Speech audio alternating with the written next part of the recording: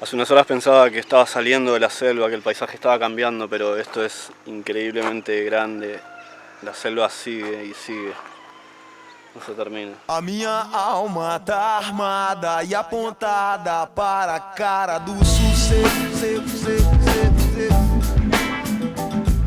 Os pais se vão. Esa noche llovió lo suficiente como para sentar un poco el camino.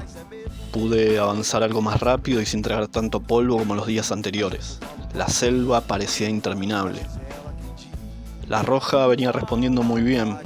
En Santarém finalmente me tomé el tiempo para hacerle el cambio de aros que a esa altura ya resultaba imprescindible.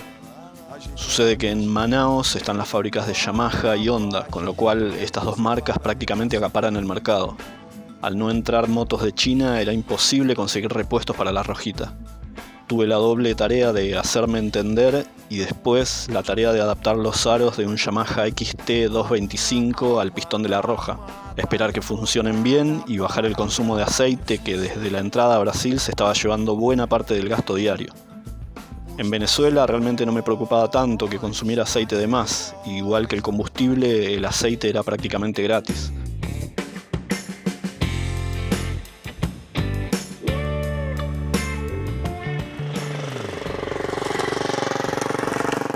Estoy a unos 40 kilómetros saliendo de Uruará y hoy por suerte y supongo que gracias a la lluvia el camino está muchísimo mejor, está más firme, ya no está ese colchón de polvo que había ayer. Y bueno, voy camino a Medicilandia ahora, faltan unos 60 kilómetros más o menos. El paisaje es medio selvático todavía, pero se nota que de a poco estoy saliendo ya de la selva. Es mucho más abierto, no tan denso como hace unos días atrás.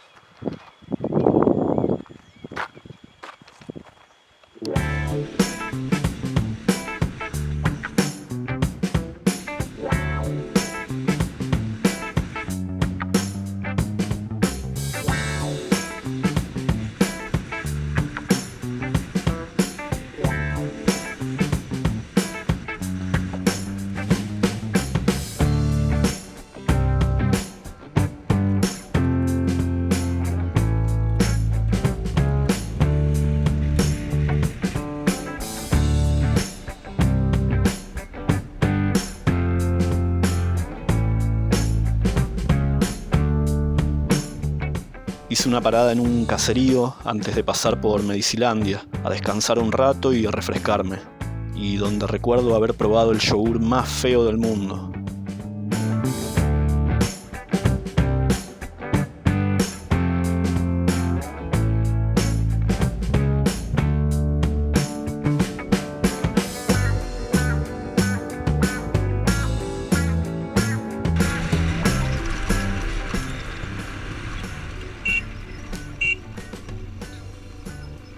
Varias veces tuve que ceder el paso en puentes y en partes del camino donde se había hecho algo de barro.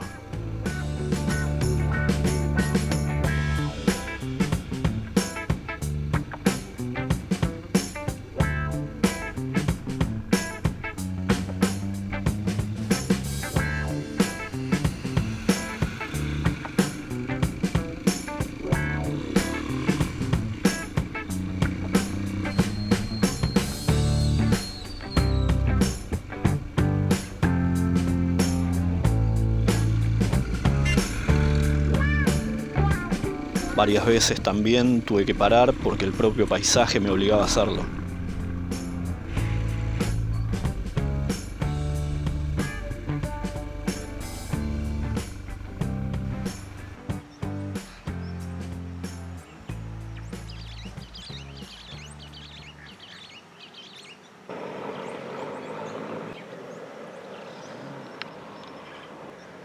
Hace unas horas pensaba que estaba saliendo de la selva, que el paisaje estaba cambiando, pero esto es increíblemente grande. La selva sigue y sigue. No se termina.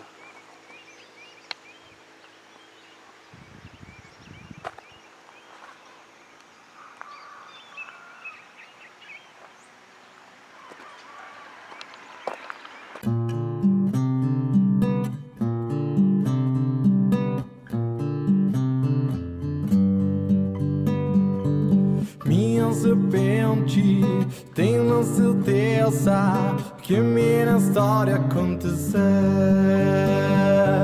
Minha serpente, tenho certeza que minha história aconteceu. Falando sempre, Jesus amaus, daquela rua ficou. Falava sempre, Jesus amaus, daquela rua ficou.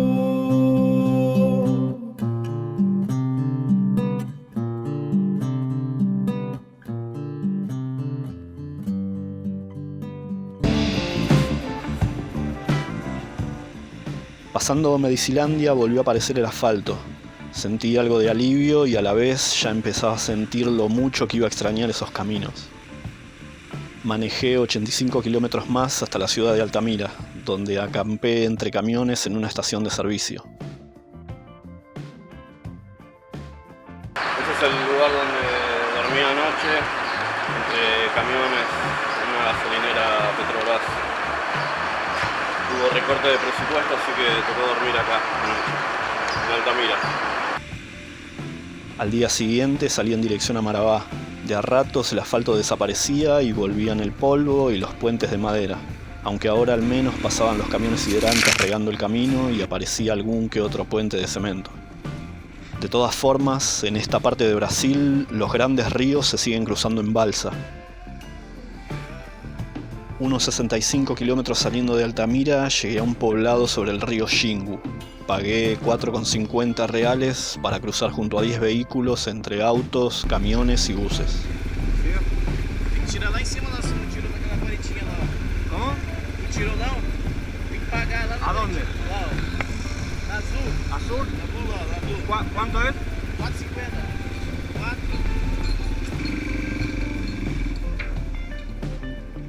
Ahora, mientras doy la vuelta y voy a pagar los 4,50, te invito a que te suscribas al canal y actives la campanita. Se vienen muchos videos y muchos viajes más. Bom dia. É uma moto?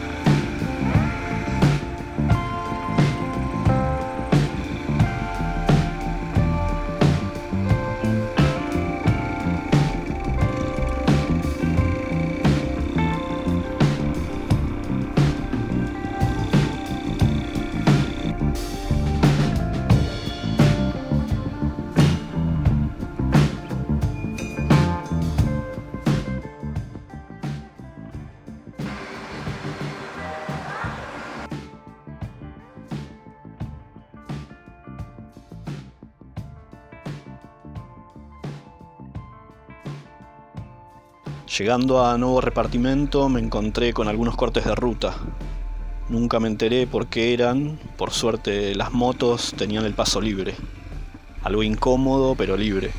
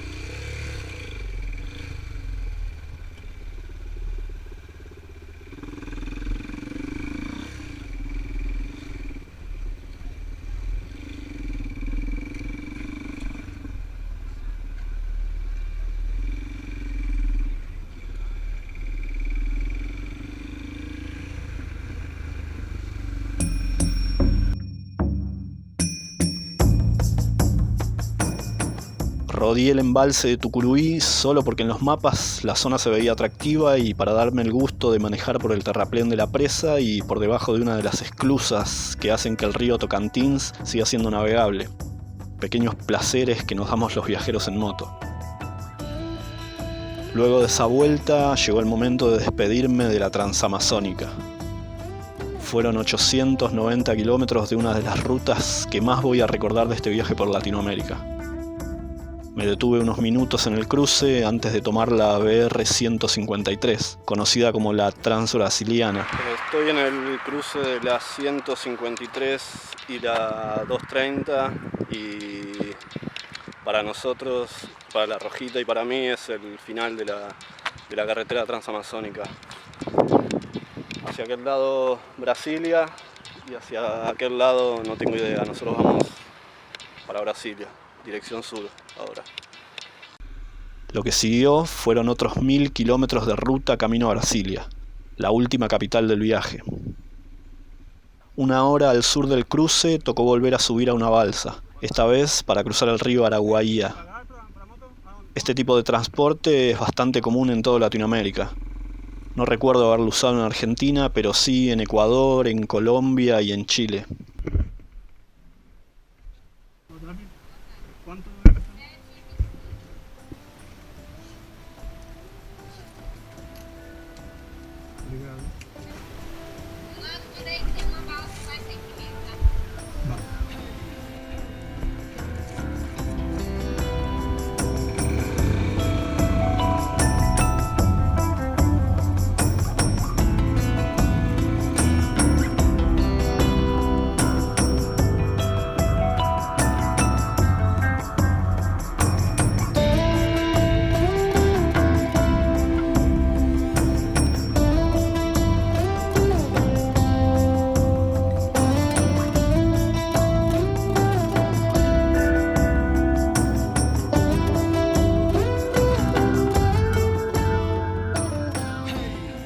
En algún lugar antes de Brasilia me llamó la atención una plantación al costado de la ruta y paré a ver qué era.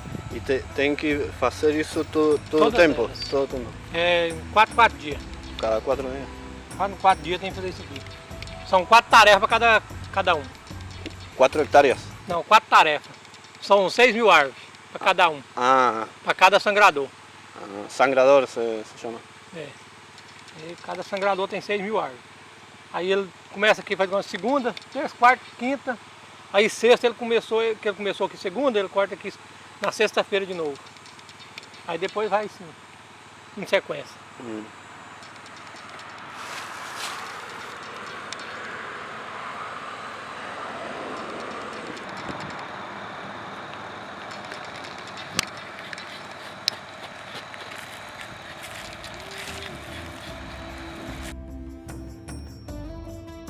Los siguientes días hice algunas paradas en Nova Olinda y después en Paraíso de Tocantins, en uno de esos hoteles de paso típicos del interior de Brasil.